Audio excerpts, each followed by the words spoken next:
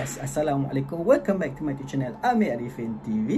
Okay, seperti yang aku janji pada korang, minggu ni aku nak cerita pada korang video yang ke-16. Tapi sebelum tu, pada siapa-siapa yang baru jumpa YouTube channel aku ni, bantu aku dengan klik button like and share, subscribe dan bell notification supaya korang dapat notification untuk next video aku. Thank you guys for support me.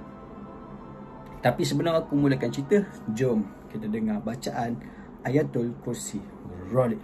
Bismillahirrahmanirrahim. Allahu la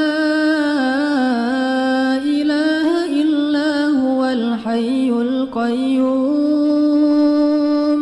la ta'khudhuhu sinatun wa la nawm, lahu ma fis samawati wa ma fil ardh. من ذا الذي يشفع عنده إلا بإذنه يعلم ما بين أيديهم وما خلفهم ولا يحيطون بشيء من علمه إلا بما شاء وسع كرسيه السماوات والأرض ولا يؤوده حفظهما وهو العلي العظيم. Okay guys, so semoga kita dilindungi daripada gangguan-gangguan makhluk halus beserta santau-santau ni lah. Amin amin rabbal alamin. Okay, ini adalah video yang ke-16 cerita pada member aku sendiri di UiTM kampus Bandaraya Melaka yang menetap di apartmen Yayasan Melaka dalam kurungan ayam. Okay, ini bukan rumah ayam, ini apartmen Yayasan Melaka. Tanpa aku buang masa, jom kita roll it. So video dia lebih kurang sama sebelum nak exam. Normally macam student universiti pun ada lebih kurang gap study week orang panggil. Seminggu ke 2 minggu macam tu, bergantung kepada paper yang dia ambil. Kadang-kadang lebih, kadang-kadang kurang, kadang-kadang seminggu je. After seminggu tu ada exam. So macam dulu kita orang ni as a student, dan sebelum nak exam tu kita orang ada study week seminggu, dan kita orang akan belajar dekat kantin ayam apartmen Yayasan Melaka. Okay, jangan salah faham. Apartmen Yayasan Melaka aku panggil dalam video ni ayam Okay, dalam kantin ayam tu kita orang kat kantin ayam tu kita orang study lah. And then masa tu kita orang study calculation jugalah. Sebab aku ni nak katakan pro, tak adalah pro sangat calculation. Cumanya apa yang aku tahu aku boleh kongsikan dekat kawan-kawan aku semua. So aku study dan aku ajar member aku seorang ni yang bernama Ikmal. So Ikmal ni dia memang suruh aku ajar dia lah calculation. So hari yang first day study week tu, normally kita orang tak ada ngacau pun. Santai-santai, member si Ikmal aku pun tak ada ngacau. Hari yang ketiga dia study tu, dia macam masa dia kata kat aku tu, on second day tu dia macam tak sedap hati lah sebenarnya. Third day tu dia kena kacau. Dia macam, aduh, aku macam tak sedap hati lah. Aku tak tahu kenapa dia cakap macam tu kat aku. So aku cakap, Amal, kenapa Mal? Tak, aku macam badan aku rasa panas-panas dan aku tak tahulah. Ada mimpi datang, buruk. Aku tak tahu. Panas sangat badan aku. So kadang aku rasa macam ada orang kacau aku semua. Macam ada someone ikut aku. Dia cerita dengan aku masa kita study lah. Aku kata, dah lah Mal, kita exam nak dekat ni. So aku ajar kau macam mana yang kau minta kat aku ajar. And then aku ajar dia macam ajar dia. And then dia kata kat aku, meh, jap meh, aku ada benda yang aku lupa. Sebenarnya aku datang sini aku nak basuh baju sekali. So aku balik bilik jap, aku ambil baju aku, and then aku basuh dekat mesin basuh bawah tu, and then aku pergi balik belajar dengan kau. So aku kata okey lah, pergilah. Aku dah tu main game lah. Macam biasa, macam tu masa tu kita orang study 2 orang je. So si Kemal dia pun balik bilik, ambil kain baju busuk tu turun, and then pergi ke mesin basuh. Perjalanan dia nak pergi ke bilik tu, dia macam kena kacau. Dia macam dengar dekat telinga belah kiri dia ada orang bisik kat dia, "Hoi, hoi." Dia macam, "Ish, kau meh? Jangan kacau aku macam ni meh. Tengok-tengok belakang tak ada orang, bukan aku." So dia pun jalan macam biasa. Bila dia sampai ke kawasan lift tu, bilik dia tingkat 3. Bila dia sampai ke kawasan lift tu, dia pun naik lift, and then dia keluar dari lift, dia dengar ada satu bunyi tapak kaki dekat tak. Agak kuat macam orang pakai kasut kulit nak pergi ke kelas. Tak. Dia pandang belakang, dia keluar lift, dia pandang kaki kanan, tak ada pun. And then dia menghala ke bilik dia. Bila dia menghala ke bilik dia, dia ambil baju semua, and then dia nak turun lift tu. Masa pintu lift tu nak tutup macam ni, terbuka balik. Dia ingatkan ada orang tau. Dia pun tengok keluar. Tak ada orang. Lift dia tutup, terbuka balik. Jangan main-main. Sebab lift yang kat Ayam tu, lift baru, agak baru lah, tak adalah lama. Tutup, terbuka balik. Tutup, terbuka balik. So dia macam, and then dia baca selawat semua, and then dia tekan balik pintu lift tu, tertutup. Sebelum dah nak tertutup, dia nampak ada satu kelipat baju putih lalu. Dia macam wush.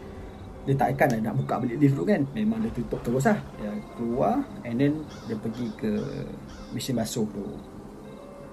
Bila dia pergi ke mesin basuh tu, dia terdengar ada satu perempuan yang tengah nangis dekat tepi bucu, dekat-dekat dengan surau tu. Sebab tempat kita orang punya Ayam tu, apartmen Yayasan Melaka, parking kereta, mesin basuh, jalan sikit surau dekat dengan taman tu lah. Surau untuk student semayang kat sana, ada apa-apa program macam Yasin ni, semua kat sana. So dia dengar ada suara perempuan nangis. So dia letakkan baju semua, dia tak sabun, and then dia usah. Tengok kiri kanan, tak ada pun. Dia macam pelik. And then dia terus pergi kat kantin tu, kantin Ayam tu. Dia jumpa dengan aku. Kita study next chapter. So aku ajar dia, and then tiba-tiba dia macam tersentak macam tu. Sakitnya belakang aku Siapa yang baling something ni? Tengok belakang, tak ada orang. Sakit belakang aku Lepas tu kata, kau dah kenapa kan? Pukul 3:30 pagi kau macam ni. Kau jangan nak cuakkan aku. So member aku tak ada aku macam ada orang macam baling kerusi aku. Macam tu lah, sakit dia. Tak ada siapa. Sebab aku duduk berhadapan dengan kau. Aku tengok depan tak ada orang. Aku ajar kau pun aku pandang kau, bukan aku pandang bawah. Tak ada orang yang kacau kau. Okay, jom lah kita study balik. And then lepas dah habis study semua, kita orang habis study dalam 4:30 pagi. Packing barang semua.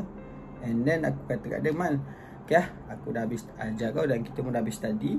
Besok kita jumpa untuk next chapter lah. So aku pun balik bilik. And then dia kata, okay lah, esok jumpa lah. Dia pergi turun bawah. Masa kita orang sama-sama turun bawah tu, dia tak ada kacau lah. Aku dah naik bilik dulu, dia ambilkan baju dia. Masa dia ambilkan baju tu, dia ada terdengar macam ada orang jalan kaki. Macam tahu tak, orang yang jalan kaki pakai selipar tapi dia jalan seret. Dia dengar. So dia assume yang student lah. Sebab pukul 3-4 pagi dekat sana, normally student kalau exam memang tidur lambat lah. So dia ingat student. Dia ambil dengan baju dia. Depan perempuan yang nangis tu tapi tak ada muka. Macam dia ambil dengan baju, dia letakkan dengan baju dia depan aku. Astagfirullah. And then dia tergolek dekat situ.